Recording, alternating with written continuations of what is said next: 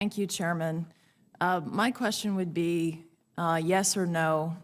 Has any suspected or confirmed detainee that's been released from Guantanamo been involved in an attack that has killed a United States, NATO, or coalition service member?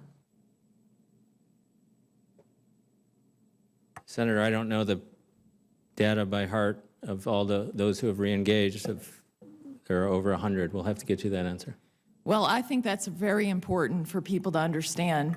If any of these detainees are suspected or confirmed for having been involved in killing us, our NATO allies, or a coalition service member, I'm actually surprised you don't know the answer to that. One thing that has been reported, it was reported in the Washington Post that Abu Sufyan bin Kumu, who's alleged to have been involved in the attack on our consulate in Benghazi, former Guantanamo detainee, but I'd like to get your answer to that. What I'd like to understand is the 6.8% that the administration is touting that they're doing so well, those are only the cases of confirmed detainees that have reengaged. Does that number include the Taliban 5 member that has now been reported to have engaged in additional activity that would be re-engagement for terrorism? The number you're referring to, Senator, the 6.8% number, predates any consideration of the re-engagement status of the Taliban members you're talking about. As I mentioned, the next report due out on that, updating the numbers on this, is due out in early March. We should be in a position then to assess as an intelligence matter whether re-engagement has in fact taken place. Well, and of course, on May 31st, the administration transferred, of the 5 that they transferred Mohammed Fazl, a member of the Taliban 5.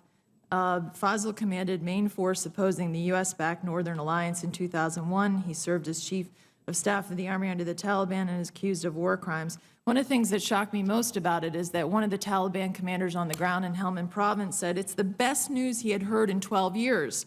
He said Fazl's return is like pouring 10,000 Taliban fighters into the battle on the side of the jihad. Now the Taliban have the right lion to lead them in the final moment before victory in Afghanistan. So I think the American people deserve to know whether any of the Taliban 5 have reengaged.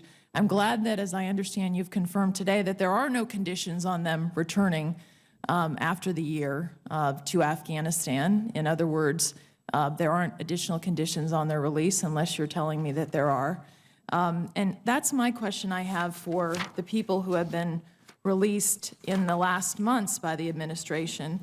And I would just like to ask you with some of them. So on November 5th of 2014, one of the detainees was transferred to Kuwait. What we know about him publicly that I can speak about is that he was arrested in 2002 for being a member of al-Qaeda, accused of participating in several militant trainings, and of being an affiliate of Abu Qatada, who is the most infamous jihadi recruiter in the UK. He was a member of al-Qaeda, a recruiter, and a courier. Were there any conditions put on this individual's release? In other words, was he transferred to Kuwait to another prison, or was he let go? Senator, there are security assurances provided with every transfer. I can't get into the specifics of those in this setting. We could do it with you in closed session. I think the American people have a right to know whether someone... Why is this information classified, Mr. Secretary? Why shouldn't the American people know the conditions under which people are released? Within our own criminal justice system, if we release someone from one facility to another and we were releasing someone who was accused out in the public, why can't we know if they're being held again or if they're out where they can pose risk to other individuals? And I won't go, my time will go through on all this, but if I went through again in November 4 transfers to Georgia and just some of the background publicly of these individuals that have been transferred, one was assessed as a likely posed threat to the United States.